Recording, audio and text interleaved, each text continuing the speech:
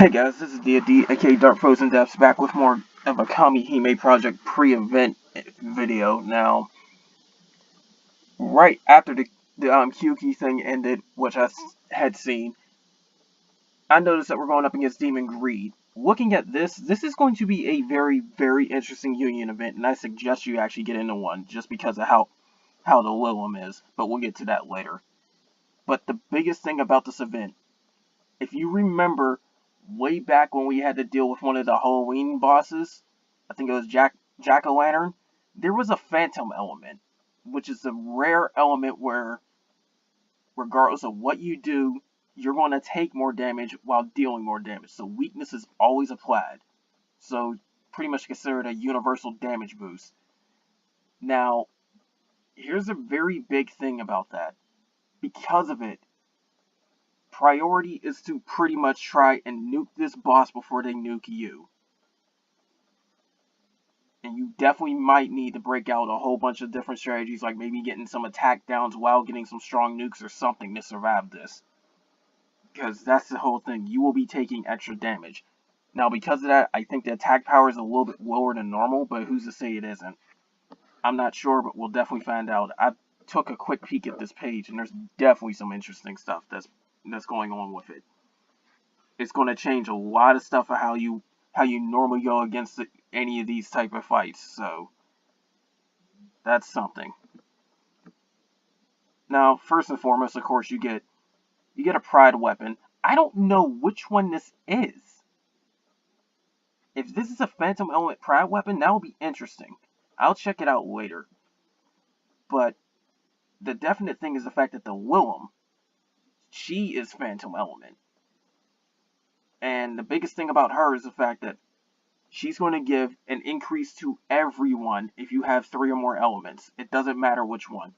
That's what makes her a lot more valuable than the other Lilums, because they're only towards one element. Remember how I said before in a few videos where Lilum is tricky to use because you have to pretty much try and get your strongest nukes and then try to get 2 characters that complement that in order to really take advantage of that attack power boost. Like, with my fire team, I have some really strong hitters like Ares or Akala or Sevarog. I could, say, get a Soul that has a different element and then get somebody like Beelzebub to toss Berserk with them. Like, say, get a Thunder Arthur and get Dark Beelzebub and then get the 3 fire SSR I have, and they will hit hard as ever. But the other 2 will be a little bit shortchanged. That's pretty much how you use a Lilum. You have to have 3 separate elements on your front line. If you had them in reserve, it will not work. But what makes this Lilum so special is the fact that attack power goes to everyone. So this allows you to come up with a really mixed setup. It's very good for stages where you have like a mix of light and darkness enemies, or the accessory quests where there's a whole bunch of random elements. This is very good for that because it'll give everybody a huge boost, and you can pull some of the best characters from each of your elements. That's why you want this one. So do as much as you can on this Union event. You want this Lilum. But now that that's aside, of course, naturally it's a Union event, so try to be in a Union when it starts. And trust me, try to be in a Union. It's much harder to get the stuff if you're running solo. So try to at least jump into a Union that's active, if anything. As much as I hate to say it, because you might be pretty close with some of your Union mates or whatever, if your Union seems dead, you might want to abandon them for this one. But anyways, same typical strategies apply. When you beat the Lilum fights, you get Grails, and you can upgrade your stats. I covered this in another video, but this is just a reminder. Attack power is 1% per increase, burst is 1.5% per increase. You get a chance to increase chances at double or triple attack. HP is 1% per increase, recovery is 1.5% per increase, and so on and so forth. As I said before, my Union's typical strategy is to go full on attack power, full on burst, full on HP, 50% recovery, 50% 3-stage. So, and that definitely seems like it's going to work for this event too, because given what I've seen the boss's attacks for the demon battles, you don't have to deal with abnormal states, so you don't need no resistance. So don't ever try to do that for this one. you might need to siphon up your chances of getting resistances on them because you probably want them to stick as much as possible. So that's a thought. But the thing is too, and this is really where it gets interesting, is the fights themselves. Now, looking at this, you might need some defensive units for the expert Willem.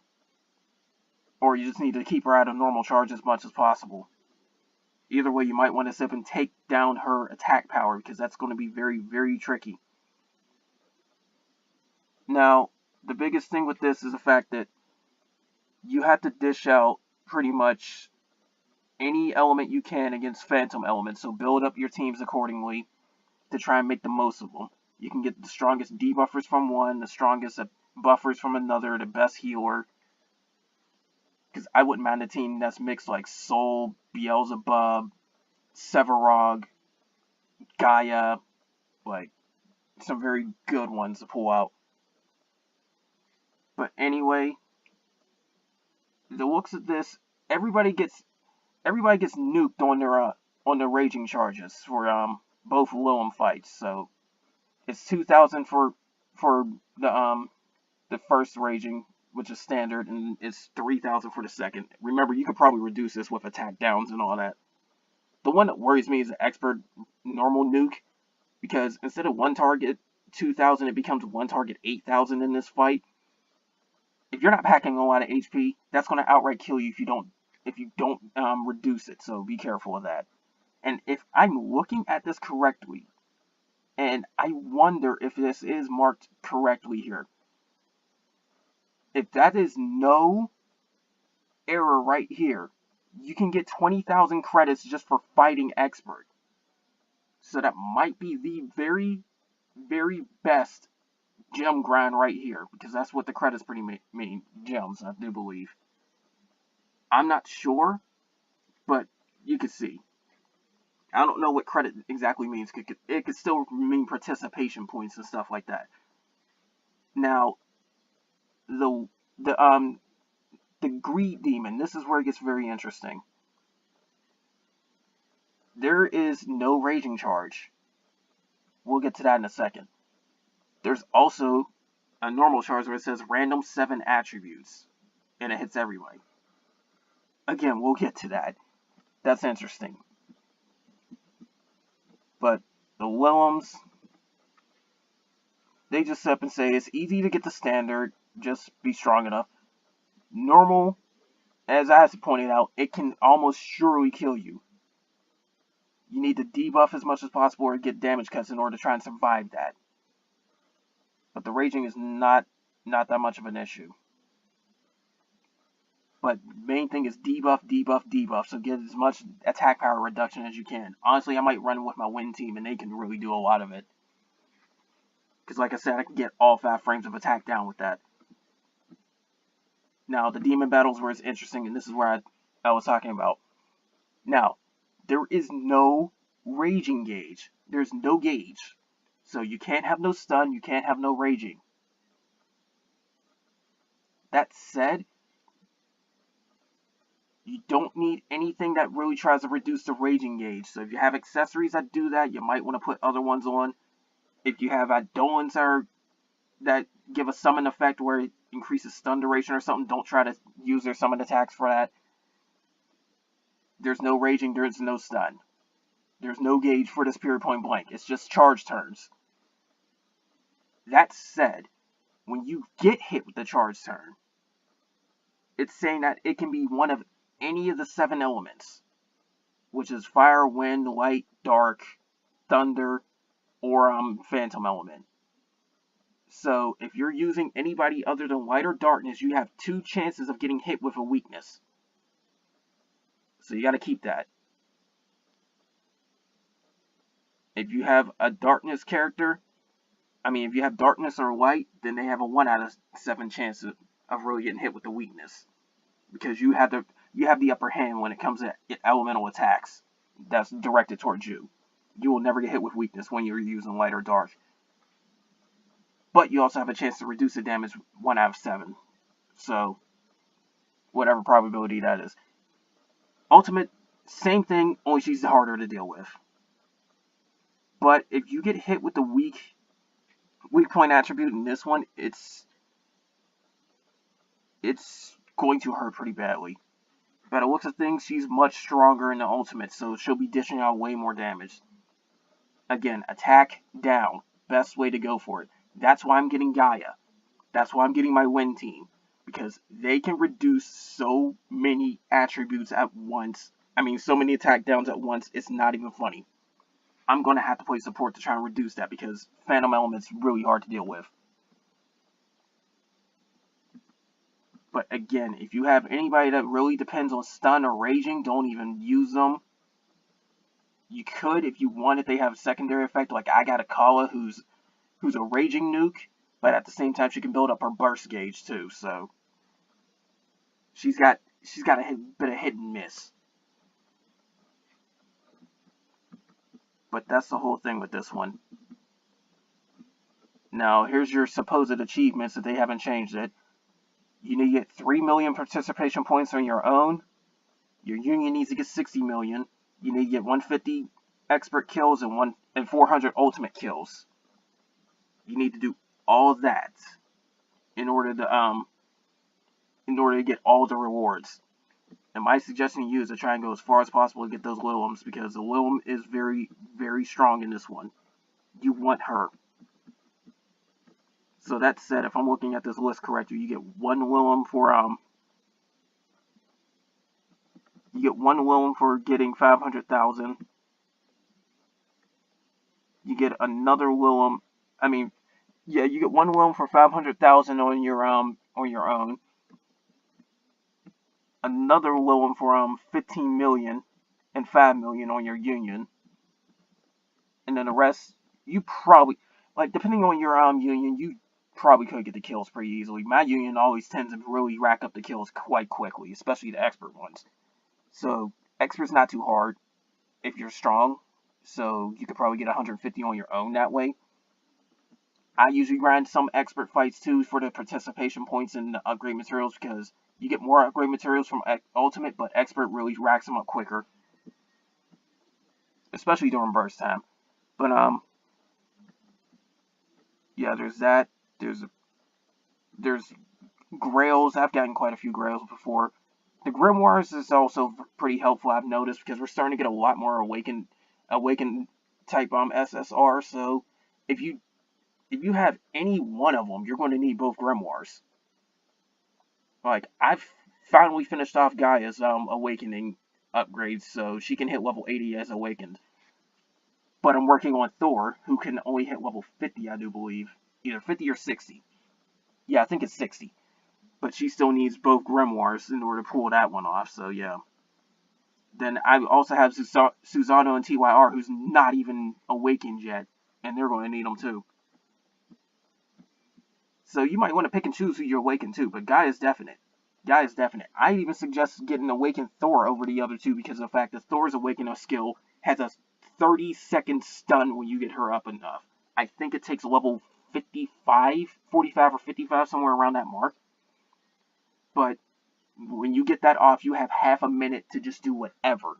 You will not get attacked in that half a minute. Perfect time to build a burst or even try to get some turns going so you can remove debuffs or pretty much build up your abilities and all that. Okay, yeah, this Pride weapon's actually light, now that I'm looking at this. So, that said, that makes this even more valuable to get a lot of this stuff. Because these are light weapons, and they're very hard to come by. This one gives you a, So wait, that means there's two Pride weapons for light, I guess. But yeah, this is a Pride effect weapon for a light team, so the lower their HP, the higher their attack power off of this one. And the Whelm's a phantom attack, so she's going to hit weakness regardless when you summon her. But she gives attack up on everybody as well when you summon her. That's another reason. But this is why it's happened instead to get her.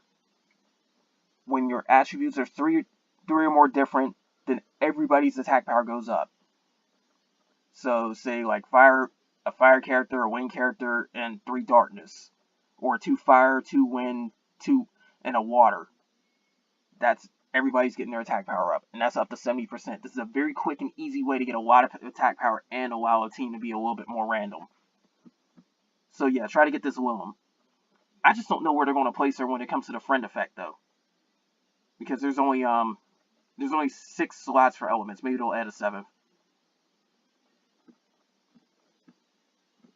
And I don't know if they'll do it just yet, but there is going to be like union rankings eventually, I hope, which will give you a lot of extra stuff.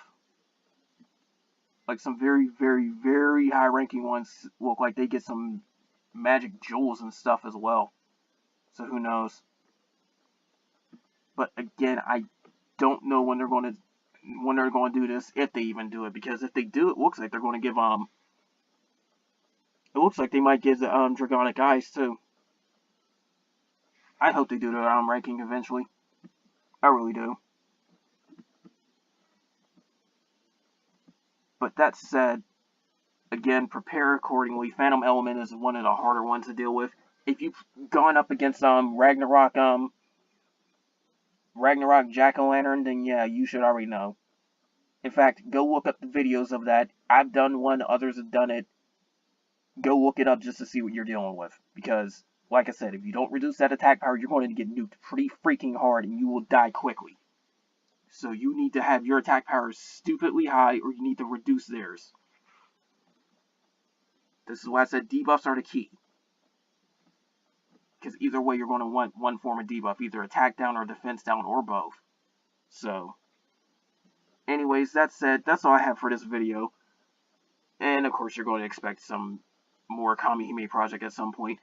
But one last thing to say, they announced when they're going to give the crossover prizes, and that's on the 31st. So, after the maintenance on the 31st, double check your inbox, and you should get all your stuff, depending on how well you did. Me personally, I'm at the 500 requirement on both games, so I'm going to be very, very good for that one. If you are playing Dragon Providence, I think they said the 2nd or the 7th, somewhere around that mark.